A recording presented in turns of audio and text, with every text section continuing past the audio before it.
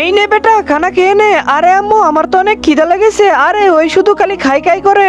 আরে আম্মু আমি তো ভাইয়ের সাথেই খেয়েছিলাম। আরে তুই তো আমার শতালু মেয়ে, বেশি বাড়াবাড়ি করবি একদম ঘর থেকে বের করে দিব।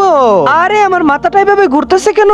আরে আরে এটা কি হয়েছে? মা তো ওইখানে পড়ে গেছে, তাড়াতাড়ি করে ডাক্তারকে ফোন দিতে হবে। হ্যালো ডাক্তার, তাড়াতাড়ি করে আমাদের বাড়িতে আসেন। ডাক্তার সাহেব আমার আম্মুর কি হয়েছে? আরে তোমার আম্মুর একটা কিডনি ড্যামেজ হয়ে গেছে, এখন তোমরাই বাঁচাতে পারো তোমাদের একটা কিডনি দিয়ে।